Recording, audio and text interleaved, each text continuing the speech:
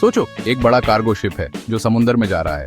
अब इमेजिन करो कि ये शिप बिल्कुल खाली है, कोई कार्गो नहीं, फ्यूल नहीं, पैसेंजर्स भी नहीं। शिप का ये एम्प्टी वेट, इसे लाइट वेट कहते हैं। अब इस शिप में पूरा सामान भर दो, कार्गो, फ्यूल, क्रू और उनका सामान।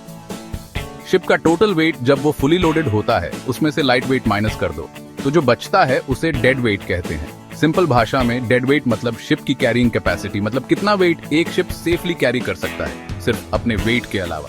इसमें कार्स और कंटेनर्स जैसे कार्गो से लेकर फ्यूल, पानी और क्रू तक सब कुछ शामिल है। डेड वेट को डेड वेट टन्स DWT में मेजर करते हैं।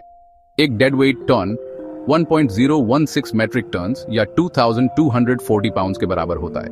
मतलब 50,000 DWT डेड वेट वाला ship maximum 50,800 metric tons weight carry कर सकता है। ये मेजरमेंट शिप बनाने वालों और चलाने वालों दोनों के लिए इंपॉर्टेंट है।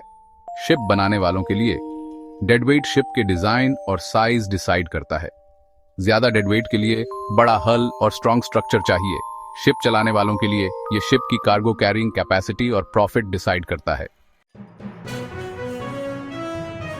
डेड वेट सिर्फ कैरिंग कैपेसिटी नहीं है, ये बैलेंस का भी मैटर है। शिप को उसके डेड वेट कैपेसिटी से ज्यादा लोड करने से खतरा हो सकता है। इससे शिप का बैलेंस बिगड़ सकता है और वो पलट सकता है, खास करके रफ सीज में। इसलिए हर शिप के हल पर एक लोड लाइन होती है जिसे प्लिमसोल लाइन भी कहते हैं। ये लाइन वेसल की सेफ लोडिंग लिमिट बताती है ताकि वो पानी में स्टेबल और बॉयंट रहे। शिपिंग के इकोनॉमिक्स में डेड वेट एक की फैक्टर है। शिप जितना ज्यादा कार्गो कैरी कर सकता है उतना ज्यादा प्रॉफिट कमा सकता है।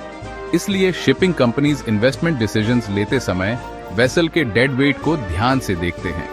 ज्यादा डेड वेट वाले बड़े शिप्स फ्यूल एफिशिएंट होते हैं और कम कॉस्ट पर टन में सामान ट्रांसपोर्ट कर सकते हैं। ये लॉन्ग डिस्टेंस वॉयेजेस के लिए खास तौर पर इंपॉर्टेंट है, जहां फ्यूल कॉस्ट प्रॉफिट पर ज्यादा असर डालता है। Section 5, real world applications, dead weight in action. चलो एक रियल वर्ल्ड एग्जांपल से डेड वेट का महत्व समझते हैं। मान लो एक कार्गो शिप चाइना से यूनाइटेड स्टेट्स सामान ले जा रहा है। इस शिप का dead weight 100,000 dead weight tons है। इसमें 80,000 dead weight tons manufactured goods loaded हैं और 20,000 डेड वेट टन्स फ्यूल, पानी और क्रू के प्रोविजंस के लिए बचा है। ये रिमेनिंग डेड वेट शिप के जर्नी को सेफली और सक्सेसफुली कंप्लीट करने के लिए जरूरी है। ये इंश्योर करता है कि इंजन्स के लिए इनफ फ्यूल हो, क्रू के लिए पानी हो और पूरे वॉयेज के लिए प्रोविजंस हो। Section 6, dead weight versus displacement की डिफरेंसेस। डेड वेट और डिस्प्लेसमेंट टनेज में अंतर समझना जरूरी है।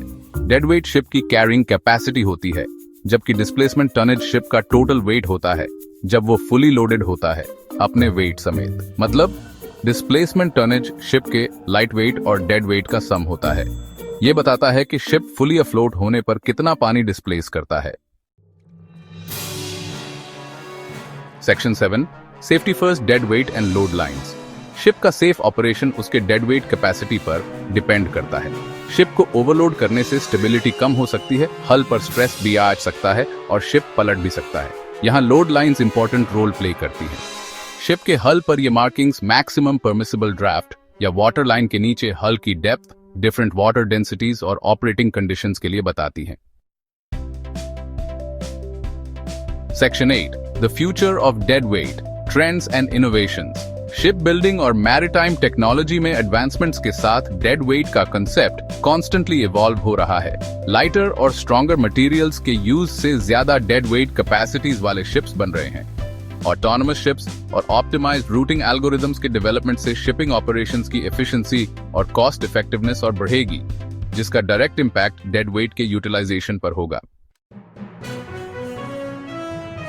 Section 9, conclusion, the enduring significance of dead wait. Ships के डिजाइन और कंस्ट्रक्शन से लेकर उनके सेफ ऑपरेशन और इकोनॉमिक वायबिलिटी तक मैरीटाइम वर्ल्ड में डेड वेट एक फंडामेंटल कॉन्सेप्ट है। ग्लोबल ट्रेड मैरीटाइम ट्रांसपोर्टेशन पर हेविली रिलाई करता है। इसलिए शिप्स के डेड वेट कैपेसिटी को समझना और रिस्पेक्ट करना शिपिंग इंडस्ट्री की सेफ्टी, एफिशिएंसी और सस्टेनेबिलिटी के लिए क्रूशल रहेगा।